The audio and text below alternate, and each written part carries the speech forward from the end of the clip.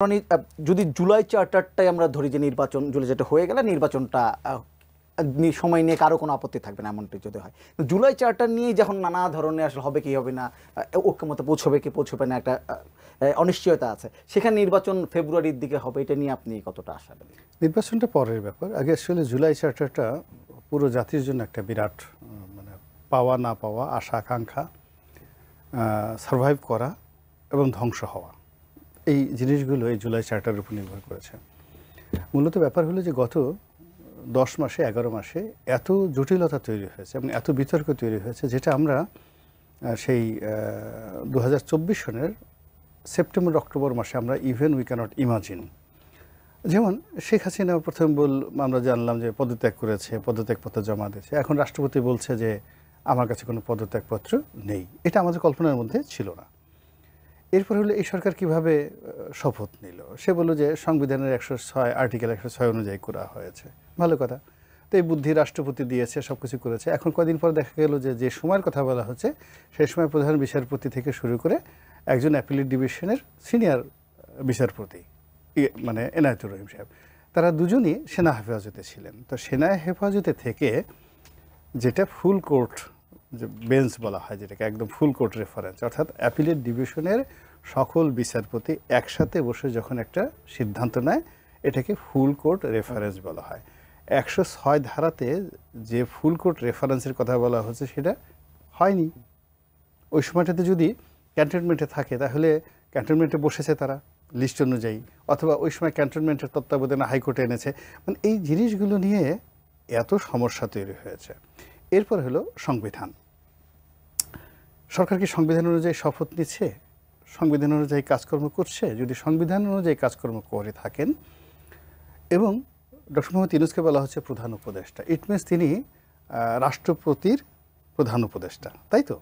আচ্ছা, তো রাষ্ট্রপতির প্রধান উপদেষ্টা হিসেবে উনি যেই কবার 11 বার বিদেশ যাবেন, যাওয়ার আগে ওনার রাষ্ট্রপতির সঙ্গে বৈঠক করতে হবে, আসার পরে রাষ্ট্রপতির সঙ্গে গিয়ে এসে বলতে হবে। এটা তো একটা রাষ্ট্রীয় প্রোটোকল। উনি তো সেটা করেননি।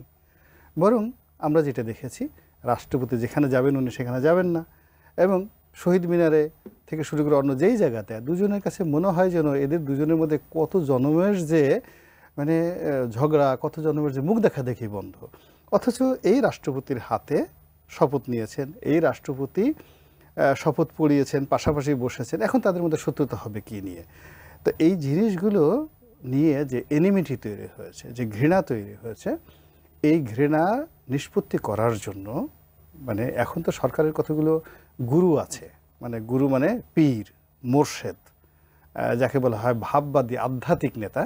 যেরকম যে কজন আধ্যাত্মিক নেতা আছেন তার মধ্যে ধরেন বিদেশে যিনি আছেন, সরকারের ডিফ্যাক্টো সরকার পরিচালনা করেন ডক্টর পিনাকি ভট্টাচার্য। ডক্টর পিনাকি ভট্টাচার্য মূলত যাই বলেন না কেন, পিনাকি এখন বর্তমান সরকারের খুবই গুরুত্বপূর্ণ ব্যক্তি। আর একজন আছেন বাংলাদেশে ফরহাদ মাজহার সাহেব, দুজন। আর একজন আছেন আমার দেশ পত্রিকার সম্পাদক জনাব মাহমুদুর রহমান সাহেব। তো ওনারা সরকারের উপর খুবই মানে প্রভাব বিস্তারকারী গুরুত্বপূর্ণ ব্যক্তি। তো এখানে ধরেন তারেক রহমান সাহেবের সাথে বৈঠক, এই যে সমস্ত বৈঠক টৈঠক হয়, যা কিছু হয়, মানে এই তিনজন ব্যক্তি মূলত এই মুহূর্তে অনেক কিছু করছেন। এখন এই তিনজন ব্যক্তিরই একটা ঐক্যমত যে দেশে একটা বিপ্লবী সরকার লাগবে, একটা জুলাই চার্টার লাগবে, এবং তারা কিন্তু দীর্ঘদিন ধরে এই জিনিসটা প্রচারণা করে আসছে।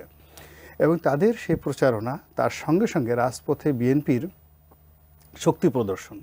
এখন বিএনপিকে তো ডক্টর মোহাম্মদ ইউনূস বিশ্বাস করতে পারছেন না, বিশ্বাস করার কোনো কারণও নেই। কারণ সে মনে করছে যে ও মাই গড, একদিকে আমি লন্ডনে গেলাম, আমার সঙ্গে কত সুন্দর দেখা করলো, 2.5 ঘন্টা 2.25 ঘন্টা একসাথে বসলো, এবং তারেক রহমান সাহেব কত মানে তার সামনে এমনভাবে বসলেন যেভাবে পিতার সামনে বসেন।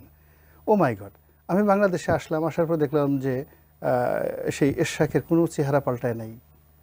এরপরে শেষে সালাউদ্দিন সাহেব সেখানে যাচ্ছে, সালাউদ্দিন সাহেব আগের সাথে আরও বেশি রাগ হয়ে কথা বলছে, সালাউদ্দিন সাহেবের মুখে কোনো হাসি নেই, মানে কমান্ডিং ভয়েসে কথাবার্তা বলছে।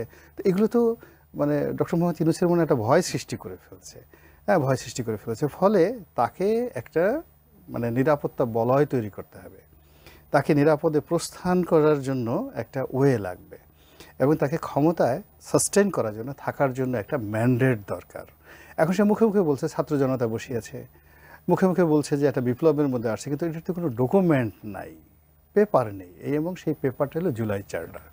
এখন সেই জুলাই চার্টারটা তারা তাদের মতো করে তৈরি করবে, এবং সেখানে অন্যান্য রাজনৈতিক দলগুলো তারা অ্যাগ্রি করুক বা না করুক, সাইন করুক বা না করুক, আমার কাছে মনে হচ্ছে না যে এতে জুলাই চার্টার থেমে থাকবে। এখন রাজনৈতিক দলগুলো এই জুলাই চার্টারটা হওয়ার পরে দেখবেন যে একদিকে সরকার, মধ্যখানে জুলাই চার্টার, আর অন্যদিকে রাজনৈতিক দলগুলো, অর্থাৎ এখন যে মেরুকরণটা রয়েছে এটা জুলাই চার্টার তৈরি হওয়ার পর এটা রিভার্স হয়ে যাবে এক। আর জুলাই চার্টারের পক্ষে জামাত থাকবে, এনসিপি থাকবে, চরমোনাই থাকবে, হেফাজত থাকবে, এবং আরও হর্স ট্রেডিংয়ের মাধ্যমে ধরেন আজকে এই শেখ হাসিনার জমানাতে অন্ততপক্ষে 30-40টি ছোট ছোট রাজনৈতিক দল, যাদেরকে আপনি সভাপতিকে চিনেন তো সেক্রেটারিকে চেনেন না, সেক্রেটারিকে চিনেন তো সভাপতি চেনেন না, তারা ডিজিএফআই টাকা নিয়ে শেখ হাসিনাকে কতক্ষণ গালি দিল, শেখ হাসিনার টাকা নিয়ে আবার শেখ হাসিনাকে কতক্ষণ গালি দিল, তারেক রহমান সাহেবের টাকা নিয়ে তারেক রহমান শেখ হাসিনাকে গালি দিল, আবার সালাউদ্দিন সাহেবের মানে এরকম অনেক যারা হর্স ট্রেডিং হয়ে আসছে 15 বছর যাবৎ, এইরকম দল ভারী করার জন্য, অর্থাৎ এই জুলাই চার্টারে 40টা না, মানে ধরুন বাংলাদেশে দল আছে 70টা দল, জুলাই চার্টারে 70টা নিবন্ধন, ধরুন 70টা দল বা 80টা দল যেখানে স্বাক্ষর করেছে। তো এরকম একটা স্বাক্ষর বা এই যারা হর্স ট্রেডিং পার্টি, তারা অতীতে 5,000 টাকায়ও অনেক প্রোগ্রাম করেছে, একটা মাইকের বিল দিয়েছে আর 1,000 টাকা দিয়েছে, তারা মানে কাউকে গালি দিয়েছে বা কারো প্রশংসা করেছে। এখন তাদের সামনে যদি একটা 50,000 টাকার বান্ডেল ফেলা হয়, এর বেশি লাগবে না, নট মোর দেন 50,000 টাকা, কারো কারো ডিমান্ড হয়তো 5 লাখ হয়ে গেছে আর কি। তো 50 থেকে 5 লাখ টাকার মধ্যে এই হর্স ট্রেডিং যখন শুরু হবে, তখন হঠাৎ করে বিএনপি দেখবে আল্লাহ আমি একা হয়ে গেছি, শাহাদাত ভাই দেখবে যে আল্লাহ এ কী অবস্থা, আমি তো একা হয়ে গেছি, সব তো আলাদা হয়ে গেছে।